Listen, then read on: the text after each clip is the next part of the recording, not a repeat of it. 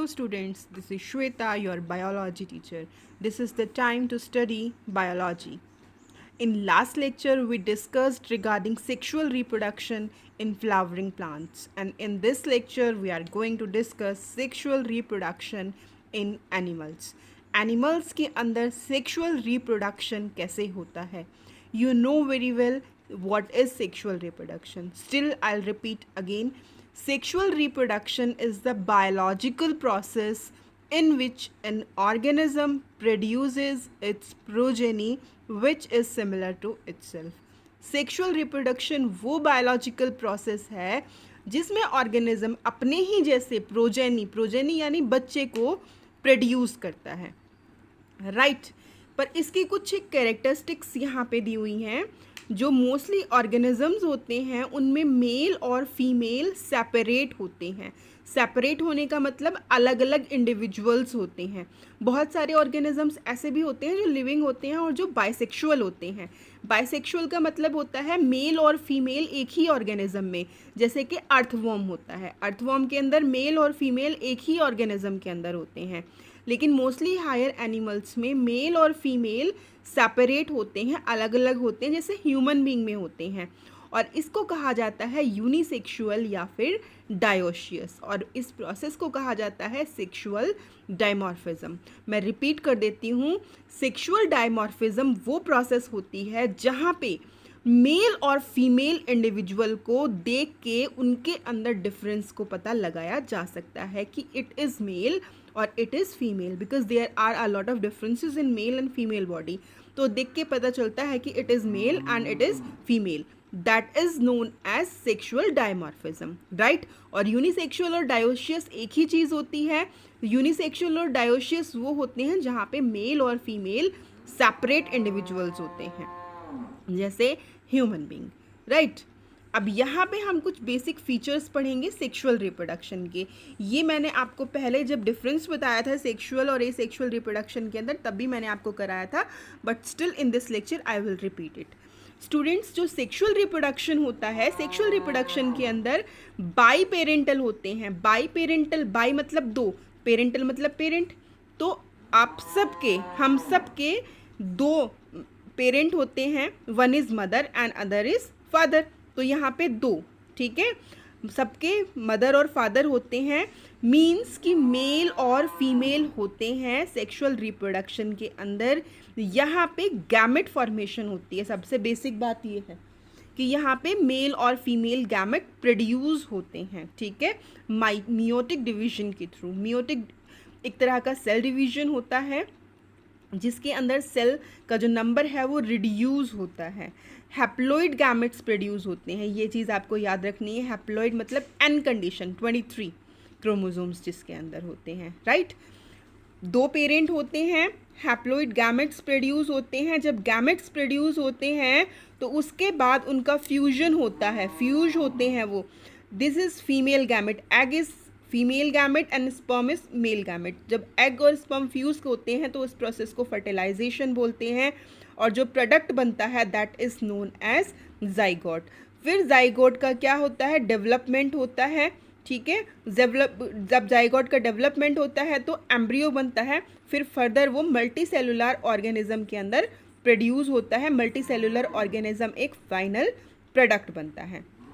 यहाँ पे कुछ एक बेसिक चीज़ें और दी हुई हैं जो 1 मार्क के अकॉर्डिंग इम्पोर्टेंट है, एग्जाम्स में आ जाती हैं, कि एक्सटर्नल फर्टिलाइजेशन क्या होता है, इंटरनल फर्टिलाइजेशन क्या होता है, ओविपेरस एंड विविपेरस ऑर्गेनिजम्स क्या होते हैं, right. I tell you. External, external का मतलब बाहर, ठीक है.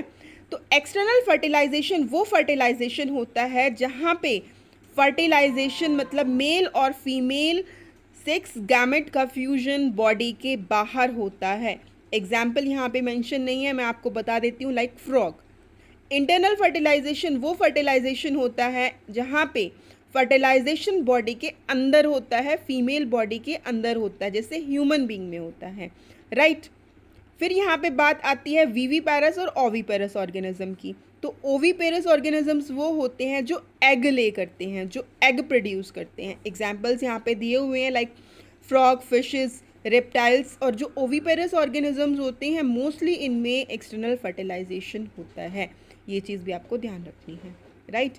उसके बाद वी आपको ध्यान देना है, वी का मतलब क्या होता है, WEV, वी का मतलब क्या होता है, हम तो यहाँ पे भी वी है, यहाँ पे ये वी है, इसको भी हम वी कहेंगे। तो वी मतलब जैसा रिप्रोडक्शन हमारे अंदर होता है, विविपेरस ऑर्गेनिजम्स वो होते हैं जहाँ पे ऑर्गेनिज्म यंग वंस को प्रोड्यूस करता है, ठीक है, यंग वंस को बर्थ देता है। ओवी एग प्रोड्यूस कर रहे हैं, लेकिन वीवी यंग वंस को प्रोड्यूस कर रहे हैं, राइट। और यहाँ पे इंटरनल फर्टिलाइजेशन होता है। I think you got my point. External body के बाहर, इंटरनल बॉडी के अंदर ओवीपेरस एग प्रोड्यूस करते हैं, viviparous organisms young ones produce करते हैं। ओवीपेरस में मोस्टली एक्सटर्नल फर्टिलाइजेशन होता है एंड वीवी के अंदर इंटरनल बॉडी, फीमेल बॉडी के अंदर होता है, राइट। अब बात आती है सेल्फ अप्रेजल क्वेश्चंस की। बहुत सारे बच्चों ने कर भी लिए होंगे, but still I want to repeat. सबसे पहले यहाँ पे मोनोशियस दिया हुआ है। मोनोशियस का मतलब होता है वो ऑर्गेनिज्म जहाँ पे मेल और फीमेल एक ही बॉडी के अंदर होते हैं। अभी हमने ऊपर डिस्कस किया था dioecious. Dioecious is monoecious is just opposite to dioecious. Monoecious वो ऑर्गेनिज्म होते हैं जहाँ पे मेल और फीमेल एक ही इंडिविजुअल में होते हैं, जैसे कि अर्थवॉर्म। विविपेरस अभी हमने डिस्कस किया है, वो ऑर्गेनिज्म जो कि प्रोड्यूस करते हैं यंग वंस को और जिनके अंदर इंटरनल फर्टिलाइजेशन होता है फीमेल बॉडी में।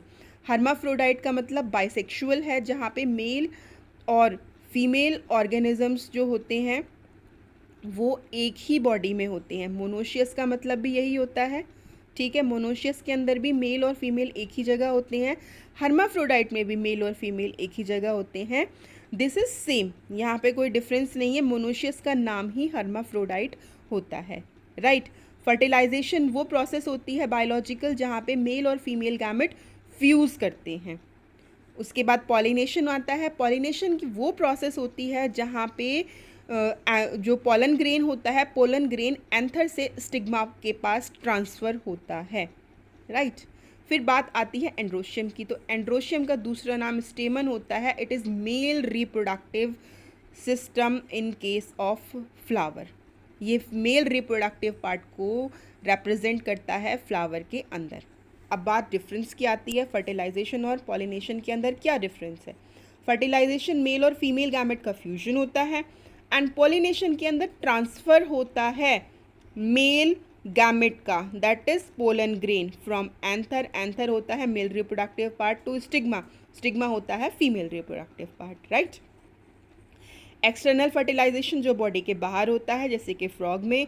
इंटरनल फर्टिलाइजेशन जैसे जो फीमेल बॉडी के अंदर होता है, जैसे कि ह्यूमन बीइंग में। एसेक्सुअल रिप्रोडक्शन जहाँ पे यूनिपेरेंटल होता है, फॉर्मेशन और फ्यूजन ऑफ गैमेट नहीं होता। पेरेंट का बिल्कुल कार्बन कॉपी होता है उसका प्रोजेनी, उसका बेबी। सेक्सुअल रिप्रोडक्शन के अंदर जो है ये बाइपेरेंटल होता है, यहाँ पे फॉर्मेशन और फ्यूजन ऑफ गैमेट होता है। सेक्सुअल डायमॉर्फिज्म जब मेल और फीमेल बॉडी को एक्सटर्नली देख के डिस्टिंग्विश किया जा सके, डिफरेंस पता लगाया जा सके, that is known as sexual dimorphism. फिर है essential and non essential parts. कौन से हैं फ्लावर के? एसेंशियल पार्ट्स फ्लावर के वो होते हैं जो रिप्रोडक्शन में हेल्प करते हैं, जैसे कि स्टेमन और pistil. Pistil female reproductive part और स्टेमन मेल रिप्रोडक्टिव पार्ट। और नॉन रिप्रोडक्टिव पार्ट जो कि दूसरे हैं जो कि रिप्रोडक्शन में हेल्प नहीं करते, जैसे कि सेपल और पैटल, राइट। आई होप कि आपको क्वेश्चन आंसर्स क्लियर हो गए होंगे। उसके बाद बात आती है topic sexual reproduction in human being. अब तक हम जनरल बात कर रहे थे, अब हम ह्यूमन बीइंग की बात करेंगे। तो ह्यूमन बीइंग के अंदर क्या होता है, बॉडी के अंदर ग्रोथ होती है, धीरे धीरे बॉडी की साइज शेप में चेंजेस आते हैं और इस चीज़ को क्या बोला जाता है, इस चीज़ को बोला जाता है ग्रोथ। तो ग्रोथ को रिप्रेजेंट करने के लिए यहाँ पे कुछ पॉइंट्स दिए हुए हैं, like increase in height, increase in weight. जो हमारे दूध के मिल्क टीथ जो हैं, मिल्क टीथ रिप्लेस होते हैं परमानेंट टीथ से। मिल्क टीथ जिनको हम दूध के दांत बोलते हैं, सबको पता है कि वो टूटते हैं और उसके बाद फिर परमानेंट टीथ आते हैं, हमारी बॉडी के शेप में चेंजेस आते हैं, मेंटल लेवल हमारी बॉडी का चेंज होता है, राइट। कुछ एक सेकेंडरी सेक्सुअल कैरेक्टरिस्टिक्स होते हैं जिनसे पता चलता है कि ऑर्गेनिज्म मैच्योर हो गया है, he or she is able to reproduce, that is known as puberty. Puberty क्या होता है? प्यूबर्टी होता है सेक्सुअल मैच्योरिटी को अटेन करना। सेक्सुअल मैच्योरिटी को अटेन करने का मतलब होता है organism is able to produce sex cells, ठीक है। When male is able to produce sperm and female is able to produce egg, then he or she is known as mature and that condition is known as puberty, right. इसके साथ साथ कुछ secondary sexual characters होते हैं। Secondary sexual characters मतलब puberty के साथ साथ सेकेंडरी सेक्सुअल कैरेक्टर्स, बॉडी में चेंज आना, शेप में चेंज आना, बॉडी पे हेयर ग्रोथ होना, वॉइस में चेंज आना, पिंपल्स आना, बॉडी का ऑयली होना, बिहेवियरल चेंजेस आना, अपनी बॉडी को लेके कॉन्शियस होना, there are a lot of secondary sexual characters, right. अब हम सीधा आते हैं मेल रिप्रोडक्टिव सिस्टम के पे। मेल रिप्रोडक्टिव सिस्टम कभी भी बोर्ड एग्जाम्स में डायरेक्ट नहीं पूछा जाएगा। यहाँ पे या तो आपको डायग्राम दिया जाएगा, डायग्राम में एरो मेंशन होंगे, आपसे उनके पर्टिकुलर पार्ट्स पूछे जाएंगे, वो पर्टिकुलर पार्ट्स उनसे रिलेटेड फंक्शंस, इस तरह से मेल रिप्रोडक्टिव सिस्टम एग्जाम में आएगा, या फिर यहाँ से 1 या 2 मार्क का क्वेश्चन, ठीक है। कभी भी 5 मार्क्स में पूरा एक्सप्लेनेशन आपसे नहीं पूछी जाएगी। तो मेल रिप्रोडक्टिव सिस्टम बेसिकली है क्या?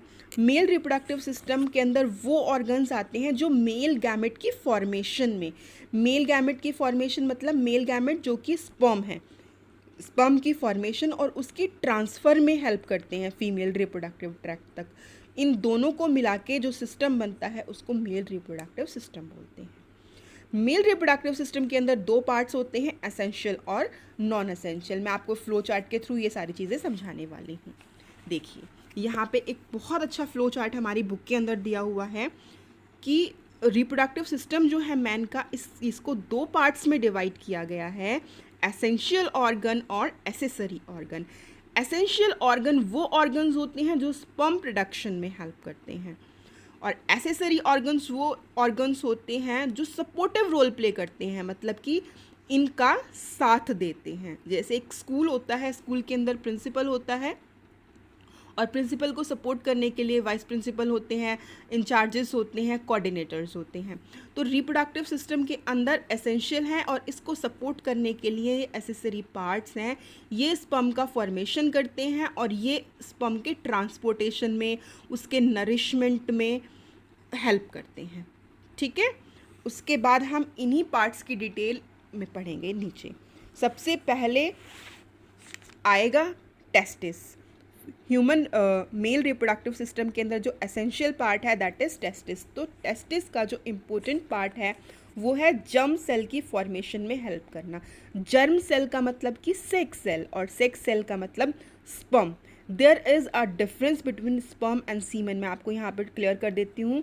जो सीमन है, सीमन वो होता है जो जर्म सेल होती है जो मेल प्रोड्यूस करता है, but when semen enters into the female body it is known as sperm, right।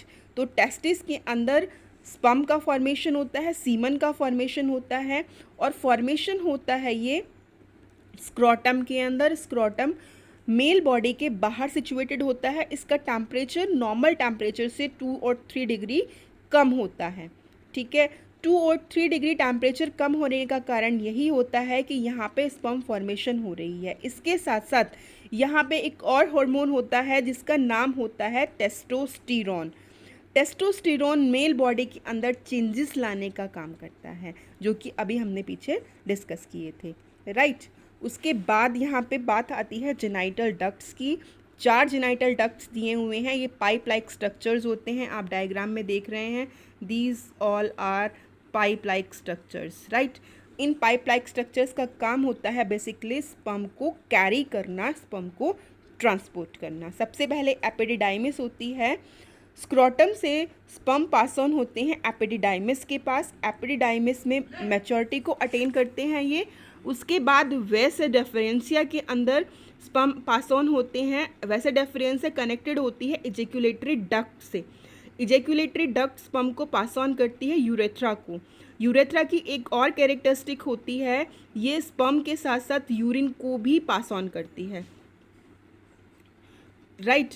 Urethra is a common passage for urine as well as semen. Ejaculatory duct से sperm pass on होंगे urethra के पास। तो ये 4 pairs हैं, 4 ducts हैं, 4 pipes हैं जो कि स्पर्म के ट्रांसपोर्ट करने का काम करते हैं। उसके बाद बात आती है एसेसरी ग्लैंड्स की, जो कि pair of seminal vesicles, prostate gland और काउपर्स ग्लैंड जिनके नाम होते हैं।